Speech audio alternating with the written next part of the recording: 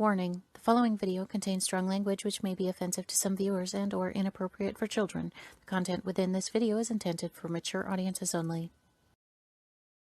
Welcome to Everythin Yet Nothin. Here's a hillbilly in eyeshadow who's looking fabulous and talking about anything yet something. Get ready to chew on a blade of sweet grass and talk about a variety of LGBTQ topics to the lifestyle of a gay hillbilly. Watch out, folks. These hills don't just got eyes. They got themselves a vodcast. Now, here's T-Roy. Welcome to Everything Yet Nothing. Well, we have a young gentleman here that is a very awesome gentleman. He has lived life to the fullest, and he has his own story to tell. And I'm really excited to let him tell that because I have talked to him, and it's just freaking phenomenal. Like, you know, there are some really, really different people out there that can survive after going through something drastic. And, you know, he has been there. He's doing it, and I'm proud of him. And I know that there's a lot of people out there that is going to be proud of him as well. So, this last week, haven't really did much. Just, you know, a little bit rain, and what else did we do? That's about it. Yeah, it wasn't very interesting. Lots of rain. Yeah, our creek's up, isn't it? No, not that much. Say hi to Chanel. Hi, Chanel, girl. What's up? Mwah, mwah, mwah.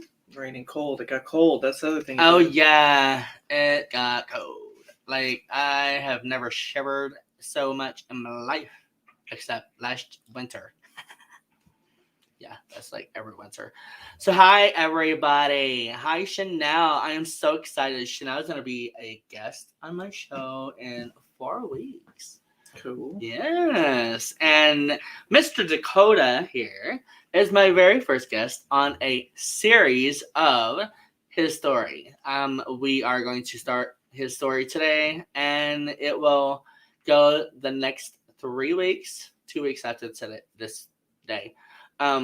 So I hope you get to watch it because I'm going to start doing longer shows of certain individuals to let their story be told. And if I have to do 5 weeks, I will do 5 weeks just to get you out there. And, you know, I love stories and I love them true because there's nothing like true, you know, you got to be true to people because that's just the way it should be. Don't give up on yourself. And I think and I hope that this show will kind of put you in there and let you know that you can go through anything and survive by doing you, like this young gentleman has done. Dakota. So tell me, like, you're from Branson, from here. I grew up mainly in Branson. A lot of my family's from Kansas City. But I have some immediate family down here, and basically I've lived here since I was 2. So. Oh wow. Yeah. That's wild. Yeah. So I'm Branson native. Branson native. What? Yeah. I seen feathers earlier. I'm just saying. So before your incident of what we're going to get to next week, how was life for you? Like, was you very energetic? Did you like sports? I had like a good childhood. Yes, I did a lot of sports, and I was one boy and 2 older sisters, and later a younger sister came along. So the one boy out of the group of girls. Ooh. So I don't know, they got quite a bit of attention.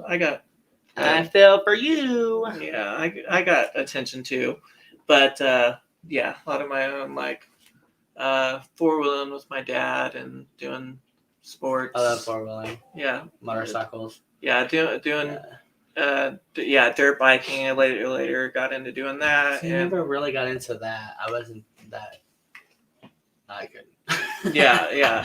I could barely make a circle. I was gonna push. Me and my dad drove by a yard sale one day, and they had a dirt bike out there, and he just bought it. And I think my sister's birthday was coming up, and he said it was for her and knew she wasn't going to ride it, and or tried it, and it didn't work out. And then I got it, and then but yeah, that was something. We had a lot of, I don't know, wooded activities going on because there wasn't a lot of houses around me when we first like moved down there. So Oh, nice. playing in the woods, building forts, and playing with my dog. I had so many forts growing up. We'd go to the woods, which was like 3 blocks from the house. Yeah, and we loved building forts. Yeah, we would just add to it and add to it. Yeah, lots of trees and yeah, down branches and whatnot. Build them out of that, and then we also had always new houses being built around us. So I'd go to their scrap piles, and there was lots of scrap wood to be had. Yeah, that's the best place to go. We had a hoe in ours, like a real long hoe, kind of like a fireman's hoe. And that was our way out. We climbed the tree to get in, and then we slide down. I learned later that maybe like doing some of my own construction work, that like there might have been some of those scraps that they might have been able to use, but hindsight's 2020. I wasn't taking like 4x8 sheets of anything, just like they had a clear scrap pile, and I built lots of interesting things out of that. So that was life as a boy in Branson. Nice. But and then sports, I played baseball. Last year I played baseball. I was 13 in 7th grade, and actually broke my ankle like the second to last game that season. But I enjoyed baseball. Did some basketball, but out of sports, like baseball is my favorite. And then riding dirt bikes and motorsports, that was.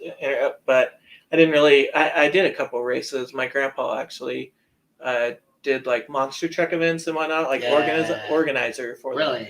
Yeah, and he had he did one at the Ozark Empire Fairgrounds and had the Metal Militia guys up there doing tricks and whatnot. Oh wow! And got me into doing was able to do like a small race there, which was kind of I don't know. It was funny because I raced with some of I was like the youngest one there, and then the Metal Militia guys, like second round out, got on their pit bikes, and like I went around the track with them. Like I don't know, it was entertaining, but a lot of things like that growing up down here. Like awesome.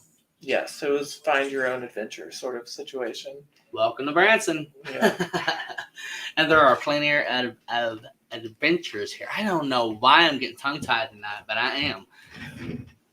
So, you worked with animals. How many years did you do that? At a zoo. Like 5-ish, something like that. 3 years, like around 3 years before accident, and then like a couple years after that. So about 5 in total.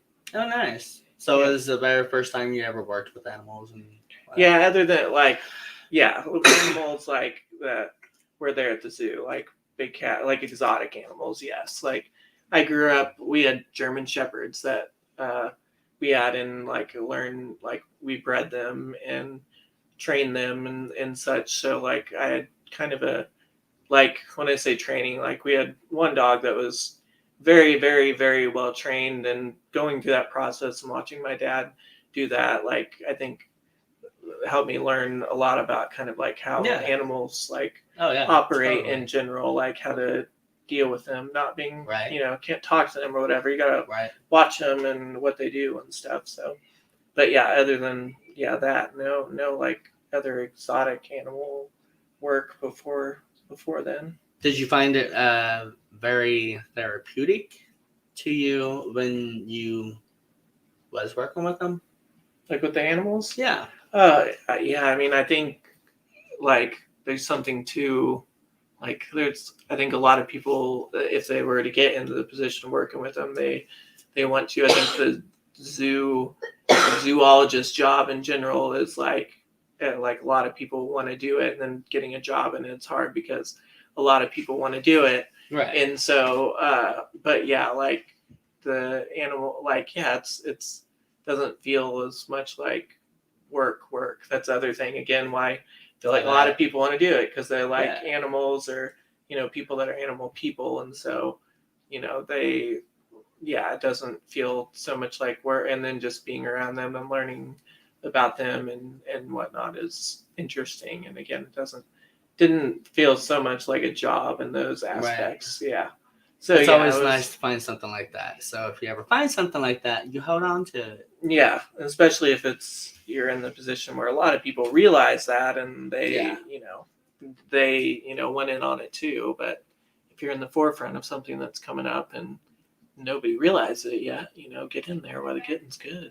Well, yeah, absolutely. I mean, that's the way to do it. That's what I try to do with the dispensaries around here, but I still didn't get in. Huh? I said that's what I tried to do with the dispensaries around here, but I still didn't get in. Yeah. I feel like that's a similar situation. The people that really, everybody would like that sort of job. Yeah, absolutely. Totally.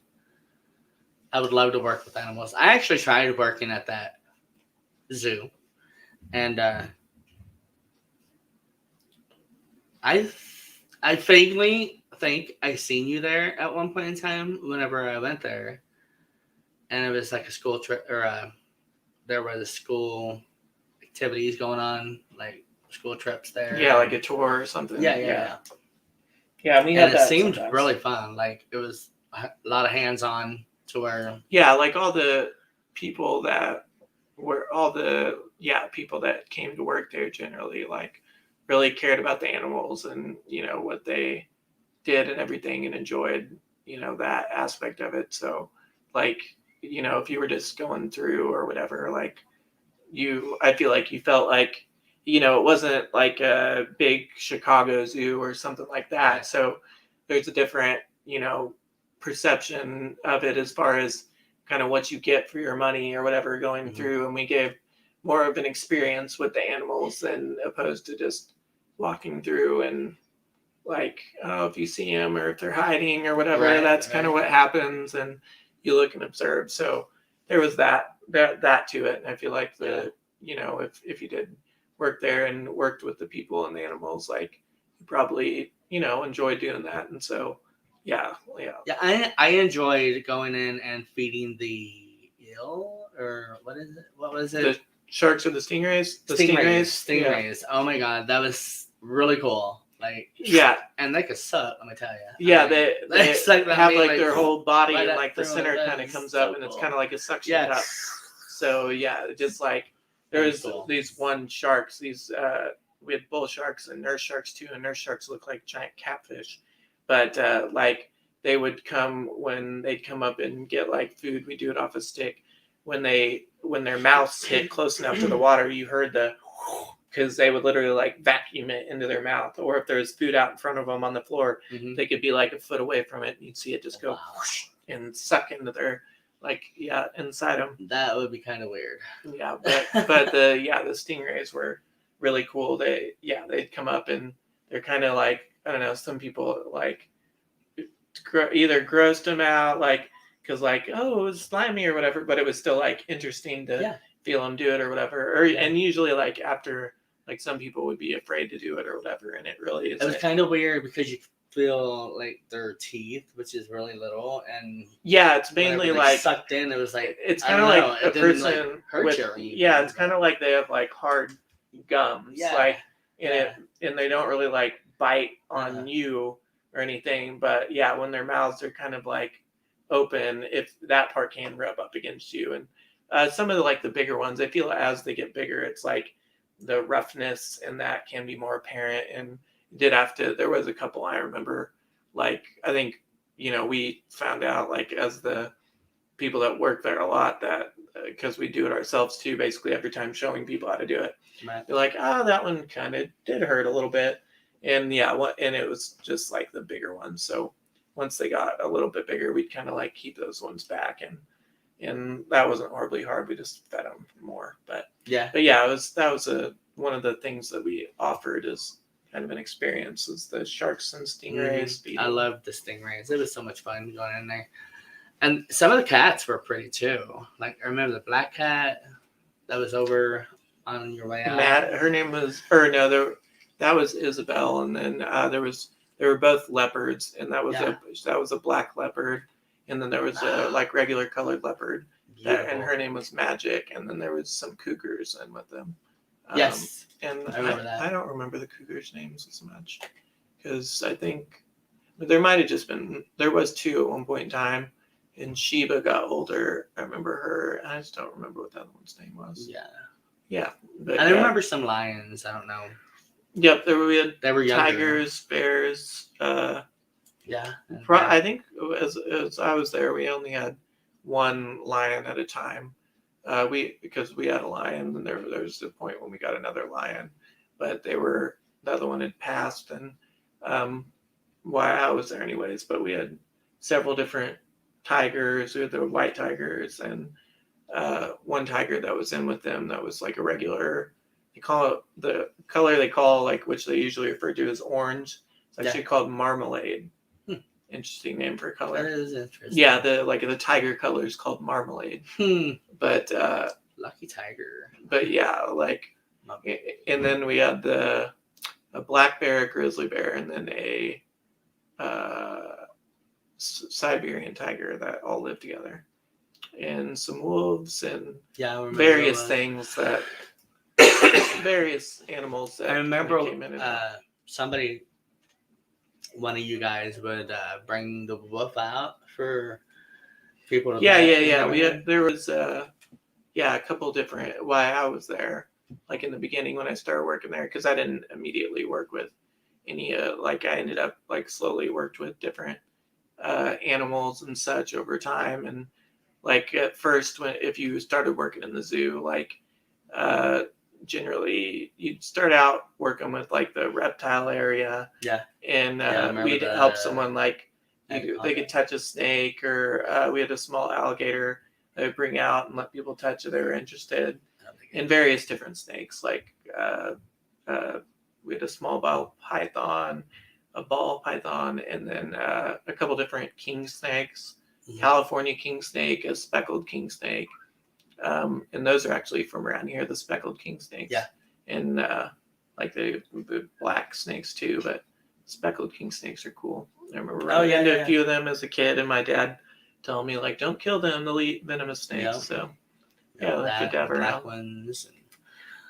Have you ever seen the double-headed snake over at the fish hatchery? I know what you're talking about, and oh my God. I think that is cool. Was it like alive at the time? Oh, okay. Still alive. Yeah, it's still alive. It's still years. like I think got a birthday. I've seen at some other zoo. I think I've seen that because I've been to a bunch of different zoos. They found it, but I don't know if it was a live one or if it was like a preserved dead one that I saw. Yeah. But I do know what you're talking about. But no, I haven't seen the hatchery. Yeah. I haven't been down to the hatchery in a long time. They found it in Stone County. Oh, did they? And we handled it. We got to hold it. Oh, that's weird. Yeah, and I mean it was freaking weird. Like the heads were moving around, and breathing. And both of them were like healthy. Wow. Like literally, yeah. I was like, what? Yeah, because I've never heard. Yeah, I wonder what like if it's two like separate insides, or I wonder how that works. I don't know. Yeah, if they're working off of one system, like because I would think like maybe like one side was kind of like brain dead or something, like it was I don't know some sort of weird anomaly born. So both kind of weird. Yeah. They were like moving both of their heads at the same time. I don't know what movie it was, but the lady that had the snake sticking out of her head. Medusa. That girl. I don't like her because she was spooky. And she had snakes coming out of her head. Assuming they're probably venomous because I believe that's an evil character. So we got some more people. Hello, Genevieve. Hi, Genevieve. Chanel said, "Where the cats rescues from idiots, people thinking that they're pets." Oh, where the cats rescue. Yeah. Rescue cats or pets. So there was the majority of I think the ones that ended up with like us over time. I can tell you the ones that were rescued that I know. Like we had 2 white tigers, and those ones were like a lot of like the majority of our animals too could go in with. At least somebody could, like that, to help Right. raise them at a time. But those ones actually came from it was some sort of show, and they were like 6 months old when it was before I was there, and they were like, yeah, they were, I don't know, messed with, whether it was whipped or beat or whatever. They obviously had some sort of like bad feelings towards people because they were fairly aggressive. Right. And then we had the second lion we had later on. He came from a circus, and he was actually like fairly like seemed okay. I think I was trying to remember why, because I remember there was a reason in it why, and I think it was aggression of why they got rid of him. But he didn't seem to. I'm not sure what they were doing with him. If he was like something like an animal that they went in with, or what exactly they did with him. So I don't know what their like level of aggression was a problem. Whether it was like biting at them being there, or it was just that, I don't know, because he didn't seem very aggressive for like versus what I've seen. Like the white tigers were super mean. So like, yeah, like and then like at 6 months with like tigers, they're fairly big, and if they're aggressive, like they're like 100, 150 pounds, and like so like their claws and teeth and whatnot could jack you up even at that age. So it's kind of hard to fix that out of them, to where you can deal with them like we did with some of the other animals. Yeah, for sure. But yeah, those I think the Shiba one, the mountain lion that we had, I think somebody had her like as a pet, and she was declawed, which isn't, it's not generally good for animals. Like they definitely, like, especially if they're like, wow, they can't defend themselves. And then also there's a problem, I don't remember the exact issue, but I believe it's something with calcium buildup in their, like they get kind of like arthritis, because like if you ever see cats, like indoor cats with their claws, like they'll extend them out and kind of, well, that's why they like get on scratching posts and stuff, because like they're like stretching their claws out. They're also like sharpening them down and whatnot, but the way they retract, like when you declaw them, like it basically causes a form of arthritis, so it's not good for them. No. But they also don't walk right, because they're walking on their tippy toes as opposed to walking on the pads. Yeah, I'm sure it feels like different and whatnot, but like there's just not a whole lot of good reason, especially on like a regular indoor cat, unless they're like get them a scratching post or whatever, like not a whole lot of reason to do that. But yeah, on her, I don't know if it's such a problem that you're going in with her and you don't want her to scratch you. If she's scratching you, then that's your problem. Maybe you shouldn't do that anymore. It's a wild animal. Like if you can't, like, don't know how. But she was older, and like she was a good cat. Like I started going in with her at a certain point in time, and kind of usually from what I learned with respect to the animals, occasionally there are some that, like once they're older and you haven't been around them necessarily, there are some that are good enough that can be learned with other people to go in with them. But generally, like on like if you haven't raised them, it's, I don't know, it's questionable to play with that fire. Per se. Oh yeah, totally. It is just about commercial time. Wow, that's my bag fast. So you worked with cats, you worked at the zoo. So did you get paid for working at the zoo, or was it more for like putting in your time, not getting paid? There was different levels. So I started there working. There was a haunted house next door, and that was a seasonal thing.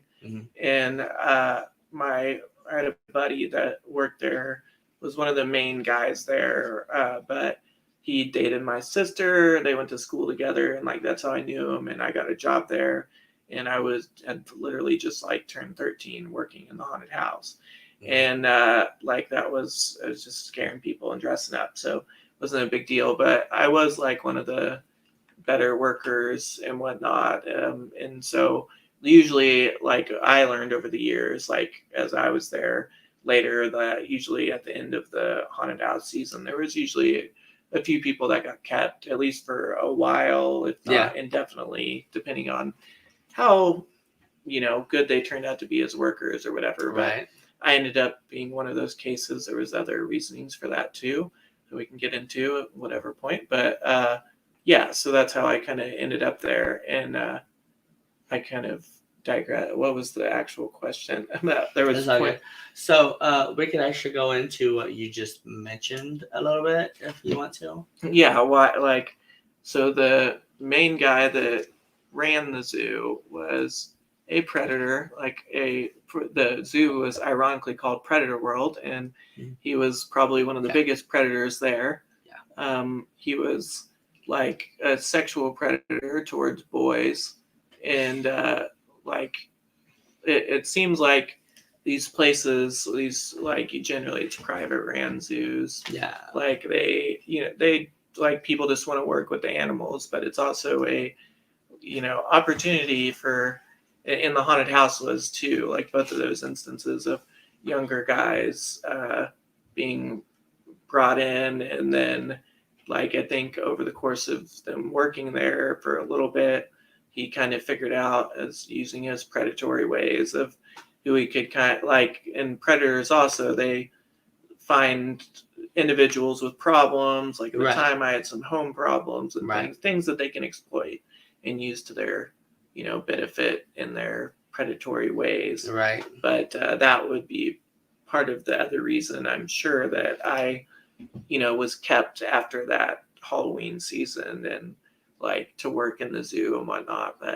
But I think to my benefit too, like I was like I at the time didn't see that as much, and I was like really intent on wanting to work at the zoo, so I did try to work hard to do that. But in hindsight, I can definitely know that like part of that was just because he's seen he's seen prey, and he was on the lurk for that. So that was another whole aspect of things. But yeah, so through the winter I ended up working there, and then and then continued to work there up till actually after my accident and such. But that went on basically the whole time I was there, the predatory stuff with him. Yeah.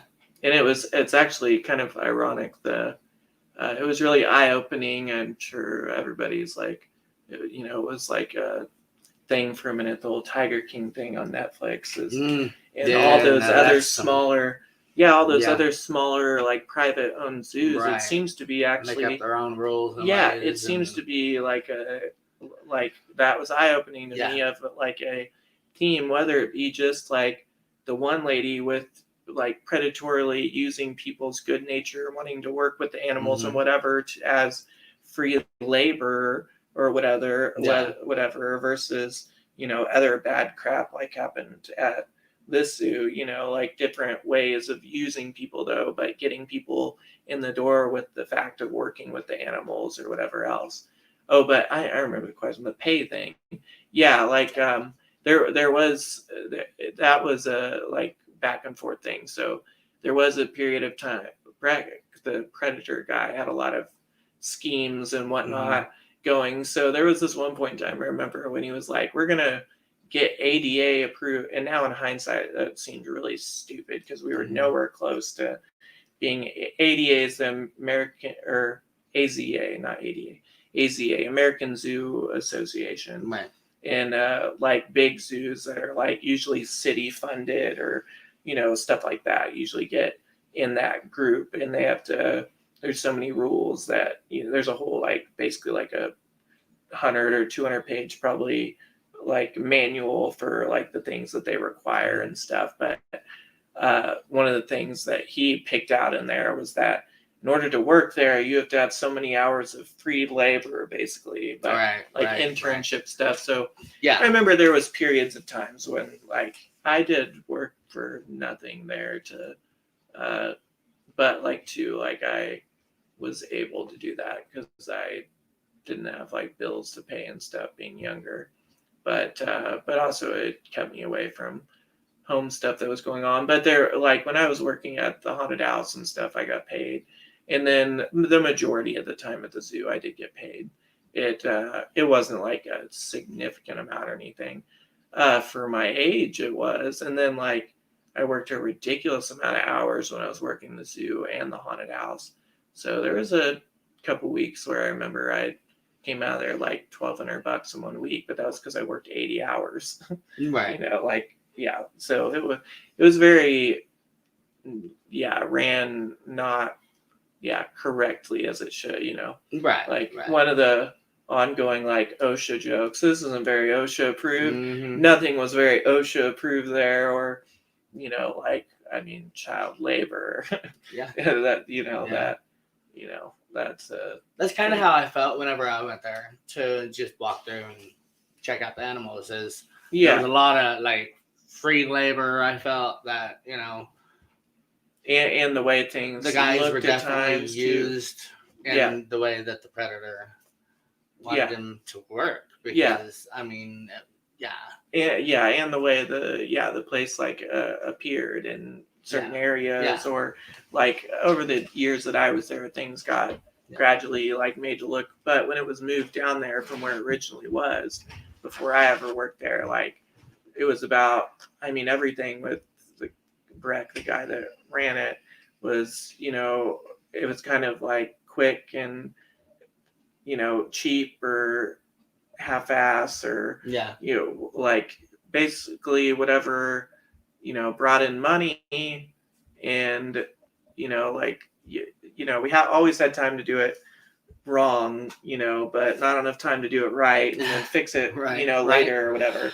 And I remember like the guys that would build stuff, like me and some of the other guys, we'd always complain about that. Like we'd want to do something right, and like, but no, we ain't got time to do that. And then we're like, well, yeah, we're gonna have to come back and fix it later. Like, there's a lot of stuff that was like that. And so Jeremy Wheat asked if he's the one that slipped and fell into the pool and the tiger rescued him.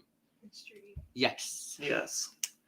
That's what we're going to get into next week, sir. Yes. Next week we will have that story on top of this story. By the way, I'm still here in the background. You're going to hear my voice. You're still in my spotlight. Our spotlight. Now you can only see half of me. Like, really, babe. That's the beauty of the webcam. Thank you. So, yes, this is the young man that slipped and fell into a pool of water, and a lion saved his life. Tiger saved his life. And we will Seems like they got the actual like story right though. Like slipped and he's been studying your story, says. And yes. So we will definitely hit more on that next week. So whenever the abuse was happening, and okay. So first off, if you are a predator, don't forget that you're the one that is doing others harm. Like, really, get over that shit, because you don't need to be doing it. Ain't gonna happen anymore, so stop your shit. Grow up. Get on something else, because kids, no matter how old you are, there are certain things people should not do to you, and they will try. They will try everything in their power to make you feel a certain way to where you want that feeling over and over again. So watch other humans. Not just men, women do it too. A lot of people do it. If they touch you and you don't like it, then do something about it and go tell somebody. There are 911, and you can go talk to your parents or whoever you're with at that time. Advocacy groups and stuff. A lot of advocacy. Tell a teacher, tell a babysitter, tell a friend.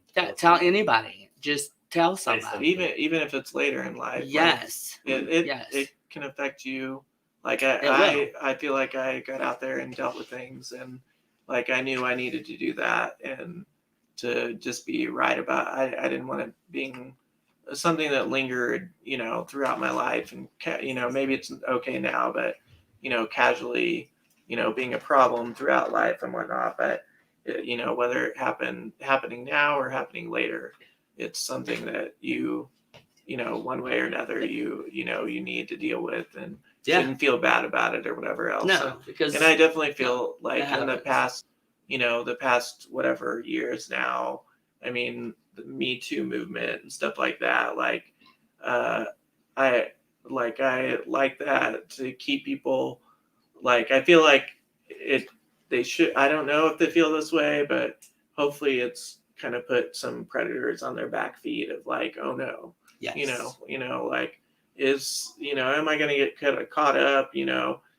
whether they're continuing to do it or they used to do it or whatever else. Mhm. Like, I hope they do feel that way, like, and they should, and maybe it makes them reflect, like, or whatever else. But like, Yeah, it's just not right. the other thing too is, though, is like, I hate in some of those instances that's gotten kind of hijacked on cases that, like, I don't know, aren't, it's like, whether it be like just to piggyback on the message for clout or whatever else, Yeah. like, that's kind of frustrating. But like, that shouldn't take away from anybody, wanting to come out and acknowledge something that has happened, and deal with that in whatever way is necessary. And I feel like even if it's a case of years past and statutory limits are up or whatever else, like, it being out there and towards that person, can still, not just doing it if it's, I feel like it's mainly for you, but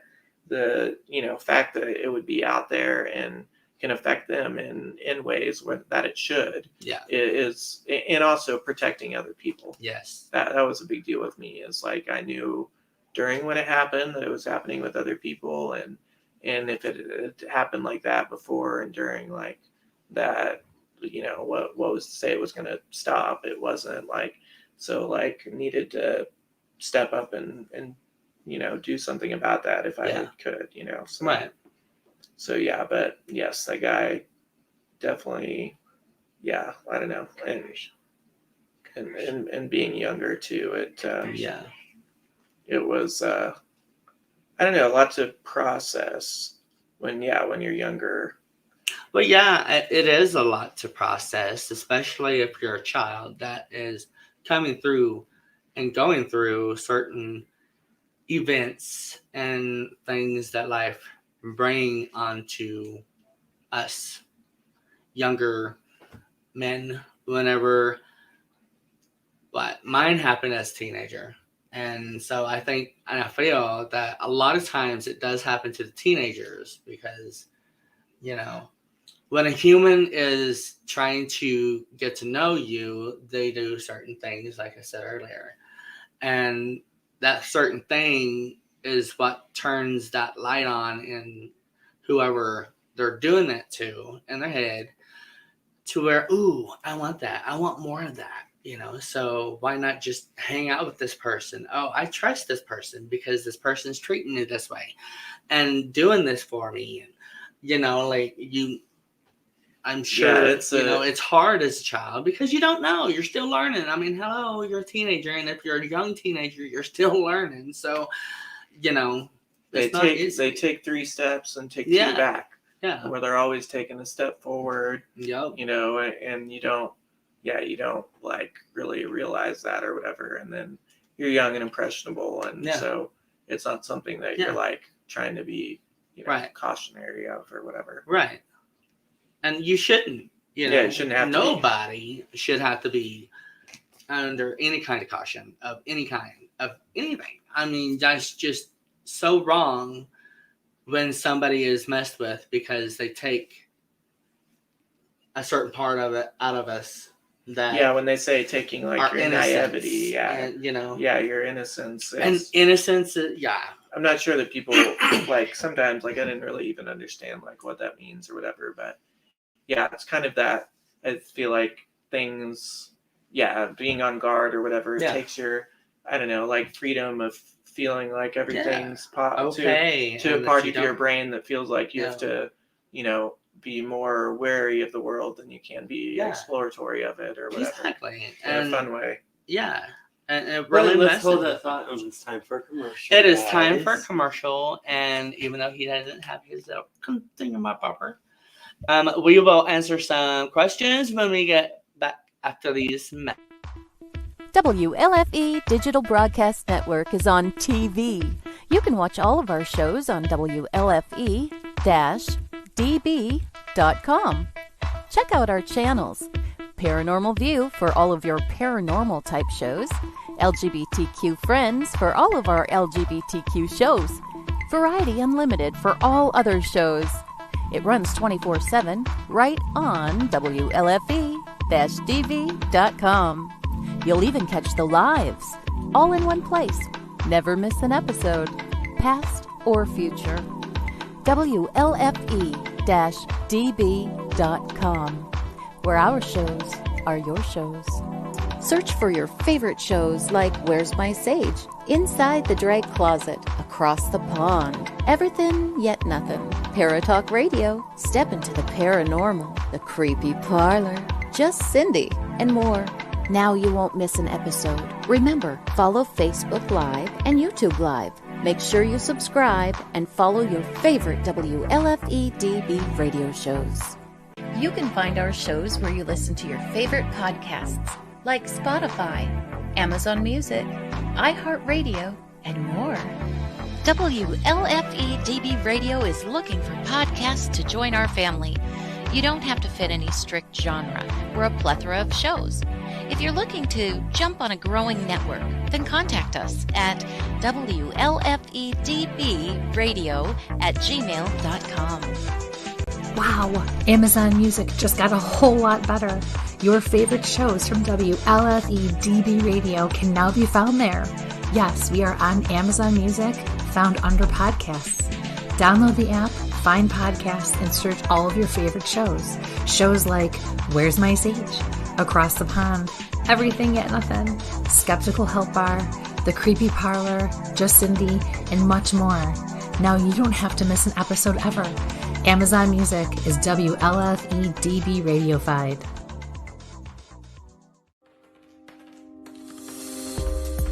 More from WLFE-DB Radio Network after this.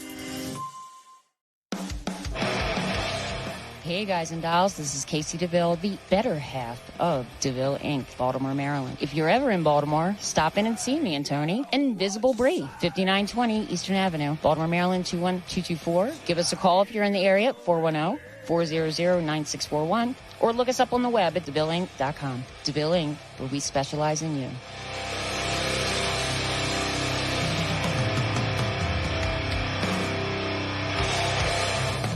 Oh, yeah. Life just got sweeter now that WLFE-DB has merchandise. Show your support by purchasing your t-shirts for WLFE, Paratalk Radio, Inside the Drag Closet, and more. But it doesn't stop there. T-shirts, coffee mugs, tanks, buttons, cloth bags, and more. Go to WLFE-DB.com. On the top bar, click on the merchandise tab and bam, there you go. You got merch. Support the shows. WLFE-DB.com. You're listening to WLFE-DB Radio. Now, back to our program. Hello, and welcome back. You are watching Everything Yet Nothin, and we are here with a young man that survived an incident out of Branson, West Missouri, and this incident was he slipped, fell into a Pond that was in with the animal and the tiger. Yep. Went in and saved his life. This is his story. It will be going for the next 2 weeks. And so if you want to keep up with him and his story and learn more about him and who he is and what he's went through and what he's survived and what he's accomplished, maybe it'll help you, and you can help somebody else out too. Let's go through some comments. Jeremy Wheat says Dakota is a strong person for sharing his story, and he's so glad that he did. Thank you. We'll tune in next week and the week after, and then you will finish up the story. Yes. Jason Cottom says that WLFE-DB.com is a proud supporter of Safe Space. Resources are available on our website. Yes, Safe Space is, if you have any problems, we are not doctors, Yes. but we are here to help. And Jeremy says, Breck was a sicko, and I hope that he rots and gets what he deserves in jail. Chanel says she lives inside the drag closet. Yes, Jeremy, long commercials. We get them all at once, though, so it's the last one, and then you'll see us say goodbye. Yes. Yes, like Chanel just said. It's long because it happens once. So thank you, everybody, for joining us. I'm Kevin. I'm in the background today. I'm not on the screen where I prefer to be. In the background, not on the screen. I am on the screen. So, and we are with Dakota and T-Roy. So Whoop whoop. you may finish Hello, up. all. Hello, all. And we were talking about the predator of About the Breck, world. yes. Yes. But yeah, I like how that started. Like I said, I feel like, I was like, he had been doing this for a while, and like that came to light more. And where he was previously, he came from up in the Kansas City area, in St. Joe, and had a place there. And I don't know, there's some mystery behind. I'm not gonna like speculate and make up like stuff or whatever, but there was obviously something that was problematic that went on there. But ended up down here in Branson, and there was some things like there was some incidents that had come up that had been known, like things like some guys that were involved, like that were underage, well, under drinking age. I think at the time they may have been under 18, but definitely under drinking age. That it said that he got them drunk and they woke up with their pants undone, which I think there's probably more to that. But as being guys, I think they were like masculine and maybe afraid of saying, more, but they knew the situation was, wrong. But then I don't think anything ever really came of that. Yeah. And then there was other things like what would happen with me in like the abuse that went on that with other guys that worked there over time. Like I didn't see the act with them, but I saw the process of like where he would take like for a while there was a house that he had in Branson West, and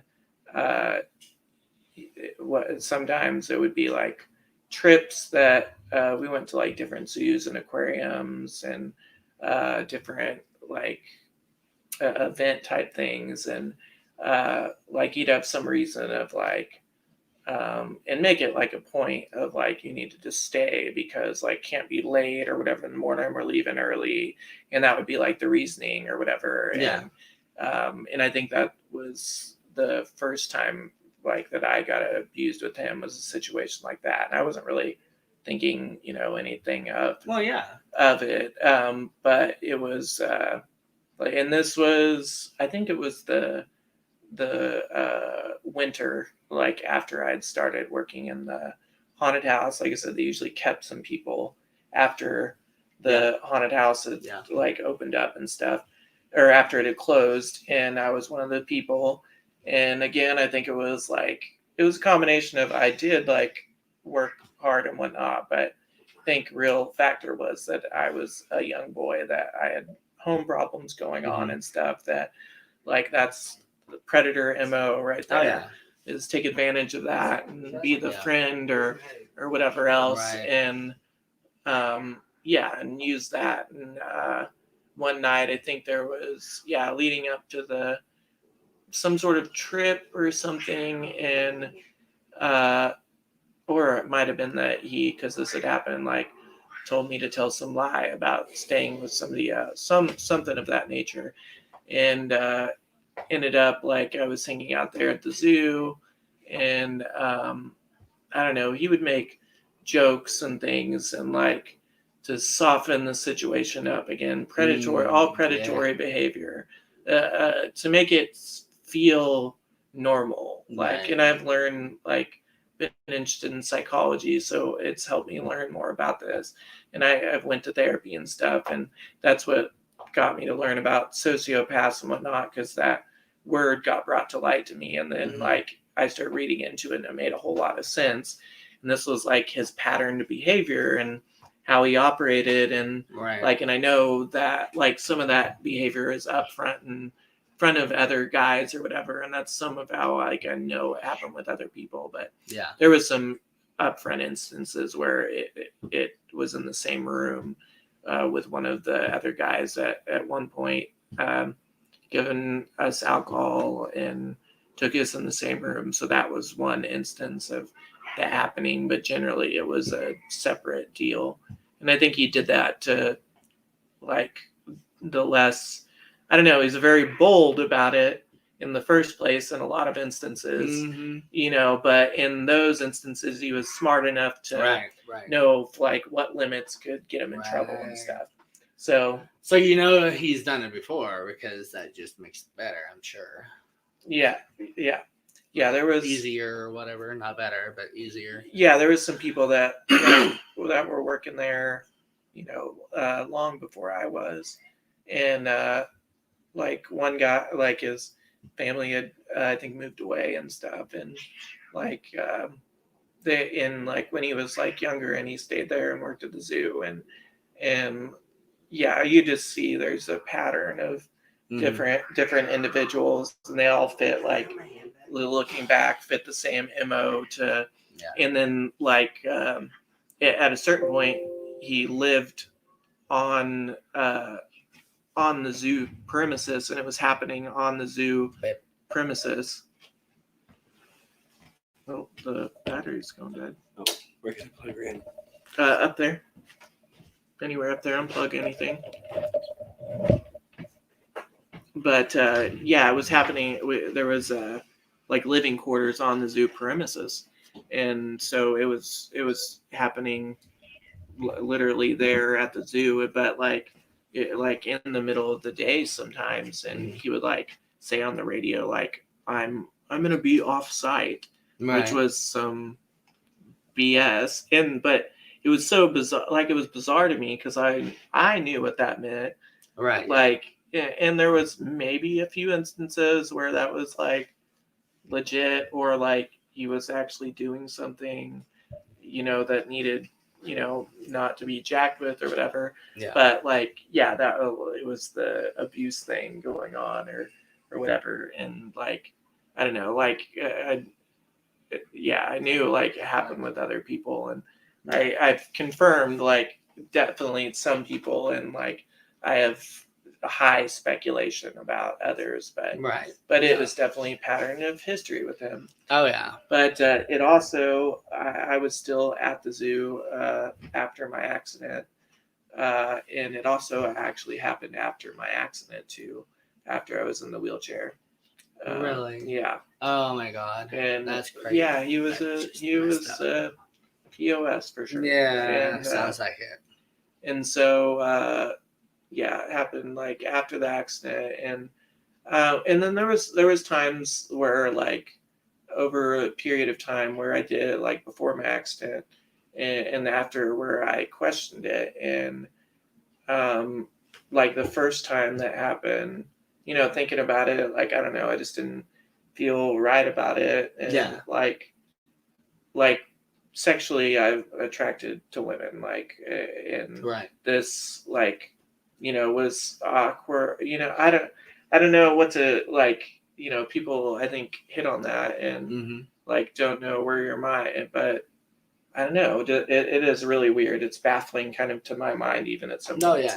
But like I remember one particular time we were going down and went to that house that he had off site and going down, and it was really like kind of creepy how the house was too, because it was like an old house that was junked up, and there was some stairs that went down to, which was like a living room area and a bathroom or in a kitchen, and like the living room was where the bed was or whatever, and then you had like all the like looked like maybe you could be like murdered in there, actually, like thinking back on it, because the windows were like covered over with like black tarping and stuff. And but I remember like we were headed down there, and I was like, yeah, I don't really want to do this, And he just like turned around and was like, okay, and walked out. And like, yeah, I went back and I didn't know really what was going to happen at that point. And part of my reasoning was like the bad home life stuff of whatnot is why I hadn't changed my mind or whatever up to that point. Yeah. Why I hadn't set in like at that point, whatever was weighing on me so much or me feeling not right about it, that, I decided like, well, I'll deal with this, and I'll deal with whatever's going on at home. And because I was thinking like, oh, probably thinking that something might get out or whatever, probably fire me at that point, Oh, but yeah. that were all things that were going through my head. And then, so like, I think it was the next day, maybe he like pulled me aside and kind of confronted me and offered me like, what was the best way to put this? Like he, what am I trying to say? Like, offered me things. It was money, and like they would always go on trips or whatever. And like, that whole thing lingered in my mind of like, I'd been back at my house and things like that, of like, like losing, I don't know, this way of getting out of things. And I'd been out of school for a minute and stuff. And like, it wasn't like really, what I wanted, but I think that little time to like contemplate, I don't know, dealing with that other part of life, it was like, I'm just gonna, I don't know, deal with this and take the other benefits that come with it. But I was trying to think of the word I was thinking of to say that, but proposition to me, basically. Yeah.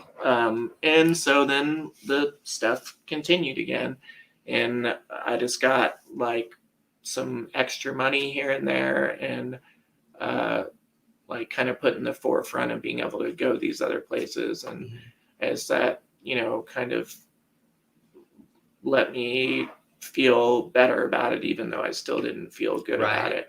But it was like one bad situation or another.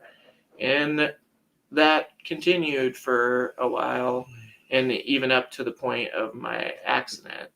And then I remember like him being like, I think the night after my accident, people telling me about this, that he was like really distraught and whatnot. And I think really the distraughtness was like about two things. Is one, like, is he going to go to jail for this young kid getting hurt and injured here?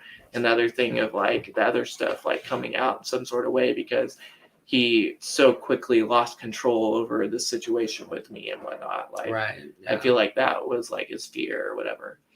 And possibly, yeah. And because of what was going on in my like home life and such, I don't know if I'm skipping around and missing things, like, but like I just had some stuff happen with my parents and family where they went to jail, and I was actually like, I should have been in state custody, but when that happened, I was in Texas, and I was on a trip with the zoo where we were collecting sharks. And so like I avoided getting found out.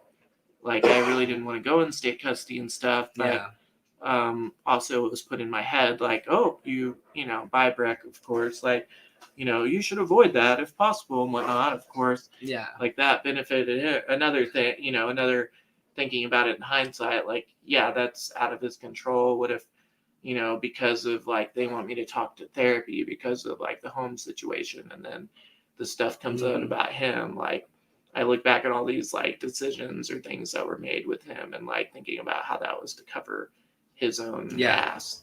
And then like when I came back, like one thing I said, because there were some guys that actually lived at the zoo over time, and like I remember at some point in time when the abuse stuff was happening, like I said, like I never put myself in that position. That was one position like I wouldn't that Right. was an added layer of like control over me or Right. whatever. Well, when I came back, I was put in that position, and like I didn't want to go in state custody, and I I flew under the radar with that. And so like I was, as much as I could, not staying at the zoo with some friends, and but sometimes like I had stuff there and there was a room there or whatever that was at the zoo, and Yeah. then and again still stuff was going on with him at the time, and then my accident happened, and then like fast forward, because I know we're going to talk about that kind of separately. I ended up actually living at the zoo under Breck's custody, in state custody. Like, how the hell does that happen? Holy cow! Yeah. Yes, that was like where I got injured. Yeah. Where I got injured with the abuser, and again, like I know, like could have said something, and how does this happen? Like, and there's a lot of factors to it of Right. like my problem with my parents at the time. I had a lot of friendships and whatnot that I didn't want to be yanked away from. I knew if I was in any other situation. Yeah, absolutely. Like any small bit of like control in my life that I did have at that time would basically be ripped away by, going into state custody or something. And then on the top of that, like bringing out the, abuse side of things and whatnot would just be another, after I just went through this whole, thing with my injury and what it just wasn't what I wanted to deal with at the time. And so I'm sure. and then with him staying there, like I feel he definitely, had a huge part in orchestrating that and the events that like led up to that. Like there was another lady that was a friend's mom that like tried to put herself in a position to have me. And I feel like he was there around when that was happening. And I feel like he saw that she was so, like, she was nice. She was nice and had, I feel like some good intentions and whatnot, but later there was some things with her too. But I don't feel like that would have been a great situation either, but probably better than what it was. But I feel like there was some level of he thinking that she was so over the top that it would be like, look like a better situation to try. Like after she had been so ridiculous about it. And I think they saw her like trying to be money grabby because there was insurance to be going on later and stuff. All kinds of stuff. But I think that's where the state people went. And then like it was like, what's a good situation? They started looking at that while I was in rehab, and Breck put up this idea of it being him, and even if there was like another house or whatever else, but I ended up living at the zoo, got that like okayed for me to be there, where I had a shower and a room that I could access or whatever. And I in state custody ended up living at the zoo after my accident. And for a little bit the like abuse continued too after my accident. And again, like you just got to think, like I'm sure other people think this too, but looking back on it, the mindset of like, let alone a kid, but then like after this happens and like, and that was literally, I feel like some of it's like after things settled down, first continued thoughts, because he had a house that he had got out in St. Louis. Neither him or one of the other guys from the zoo was staying out there with me.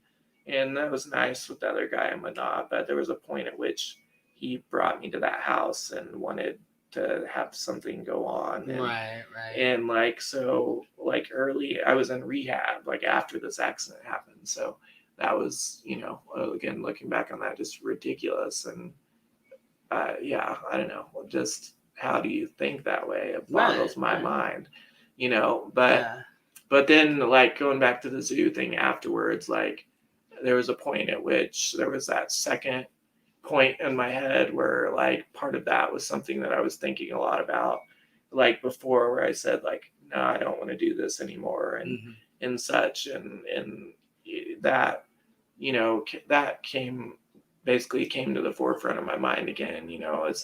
I think a part of it was dealing with a lot with the state custody thing and whatever, and maybe just not another secret I wanted to continue to hide or foster or whatever. And yeah, I stopped, and he didn't try to, I don't know, really, I don't know, do anything.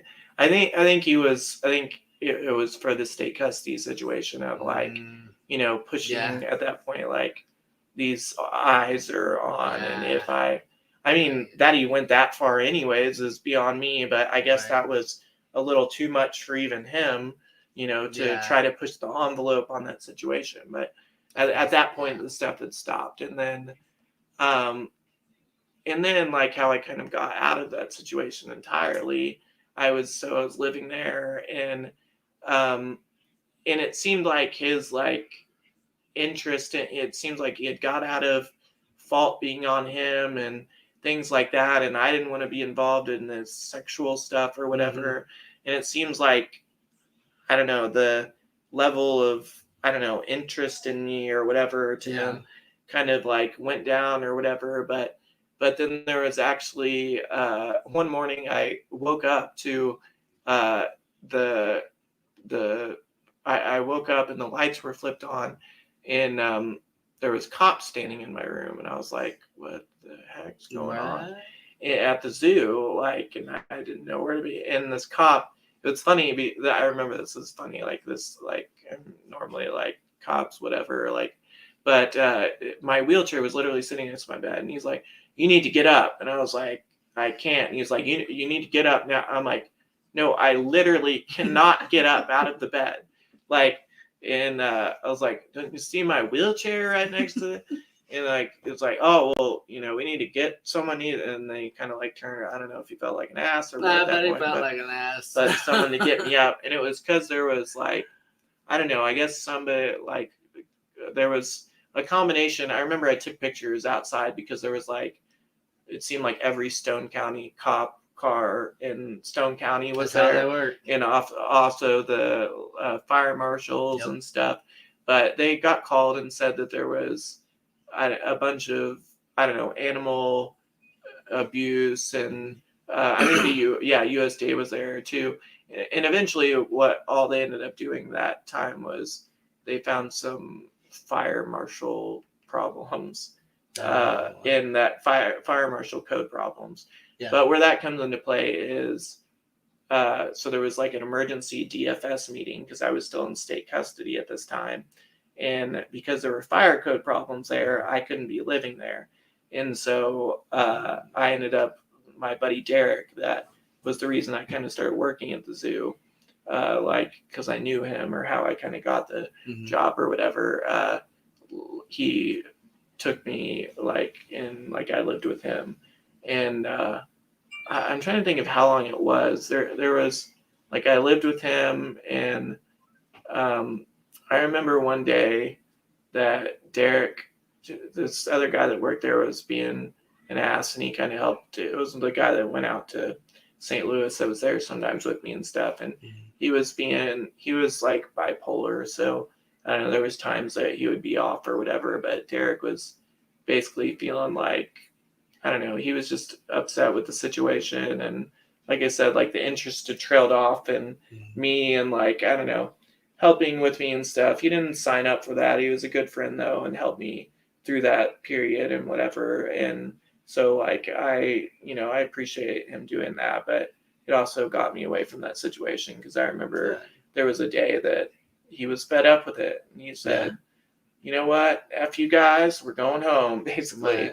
Right. And we like left and didn't go back to the zoo, and he like got a job doing some other stuff. But I lived with him for a long while, and there was a point at which that the abuse stuff like ate at me, like, and one of the main irritating things about it was dreams. Yes. And it wasn't even like specifically me being abused in the dreams. Right. It was like I'd have these dreams of being at the zoo, and like Breck being in the dream, but him having some sort of like negative authoritative aura Right, over me in the right. dream. Totally. And like Yeah. the only thing I could think of, like, after having these and whatnot, was like, like what do you do about that? It's a dream. It's your subconscious. Like, only thing I could think of was like, I need to deal with this in a way that relieves that of my like conscience, and Yeah. I was getting like Absolutely. really, I don't know, really irritated, probably depressed, like at Mhm. some points. And there was a time when like I wanted to go and hurt him, and Oh yeah. instead of Totally. doing that, like I was with a friend that I was with, and he was like, "Hey, why don't you come to my house?" Really good buddy Dalton, and I was like, "All right." Like, went to it was his mom's house. They had drums, and he like played the drums and stuff, and we just chilled and hung out, and like that was like the decision or the time when I decided to like call the police and decide to like do something about this. And this Yeah. was after I got out of state custody and Mhm. whatnot, and um, like so I didn't have to worry about. One of my worries was that I would be kept in state custody longer, Mhm. like I don't know, for whatever many reasons that they'd want to, say that maybe I was mentally, unfit at the time until they got Right. me checked. I didn't want to have any more problems with getting it, because I think when I finally got out of state custody, I think I was maybe 20 or maybe late 19, but like I had to like, because I stopped going to school, I had to get my GED, which was fine. Mhm. Like, I went and got a GED book from Barnes and Noble, did the work in it, and went to the GED. It wasn't a big deal. Like, I just was like, give me a list of the stuff you want me to do so that I can do it, and to prove whatever. Like, basically, they wanted me to prove that I could do stuff on my own, Yeah. Yeah. and get that done. And I understand Right. some of that, but some of it seemed like they just didn't want to let me out of there. And Right. like, but like eventually I did end up, getting out of state custody. And I think it Good. was not, well, it was a little, and then I think I may have still been at the zoo at the time. Maybe not though. But then I proceeded to, like I said, I made that phone call, and got, and like met with some detectives and stuff, and Yeah. and got like a law situation under order of, and I had to go to like court and stand up and like, kind of say what happened and everything Right. with him in the Testify. courtroom. I think. Testify. And so I did that. And Well, it is come that time. So, is there any last thoughts on what we went over and what you have talked about tonight that you would want somebody that is going through what you were going through at that moment in time to know? like, I feel like there's, you have a choice to do things. And like, if you've, like I said, like I had bad feelings about things, and, Yeah. it was, I was younger and not, I don't know, I wasn't fully developed to deal with Right, those situations. And, Mhm. like, for one, like, trust your gut in those situations. Absolutely. Don't let someone tell you, like, what does it hurt to ask someone about something or Yeah. whatever. Like, Yeah. if somebody's doing that, like, there's a problem there. Yeah. Like, generally, they're doing something wrong, or Right. or whatnot. Like, and you have the right to feel good about yourself and whatnot. And if Yes. you don't, there's a Absolutely. problem. You should, you should, talking to a therapist is, I feel like there's nothing, wrong. A lot of times with me, it just is, I go there for affirmation on Yeah. really what I'm feeling. I think hard about, what I'm feeling about things, and, them like agreeing or whatnot with Yeah. what I'm doing is the right thing. And I feel like that's got a kind of a faux pas around it. Like, you're going to be called crazy or something like that. And Mhm. like that's not like, the case with that. And Right. you can choose and pick doctors you see and stuff. So Yeah. I feel like if that's something you feel you need to do, you should do it. Yeah.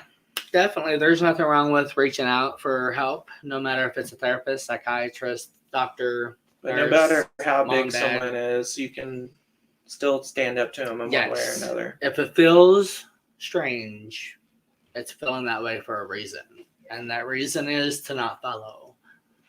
Follow your heart, follow your feelings.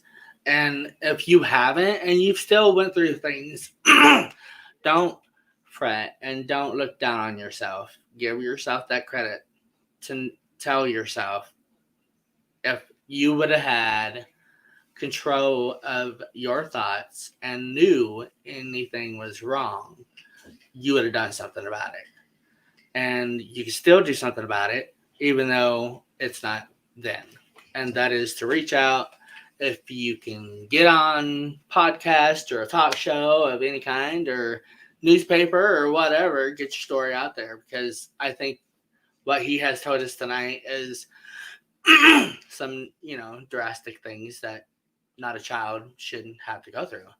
And he has grown with that, and he has turned that into a positive to where it's it's a really good thing to help others with this problem that he has went through, and I have went through, and I'm sure that there's many others that has went through. Predators are everywhere. So thank you for tuning in, and please, please, please tune in to next Thursday to another part of his story, which is going to be the incident which will that him tripping, falling into a pond in a zoo, and a tiger rescuing him. And if not, he wouldn't be here today. So please, please, please be careful and help somebody be a rainbow, and be a rainbow yourself. Peace and much love. See you next Thursday. Thank you for joining T. Roy and a special guest here on Everythin Yet Nothin. Tune in next Thursday at 10 p.m. Eastern, 9 p.m. Central for another episode you won't want to miss. Until next time, be a rainbow in someone's life.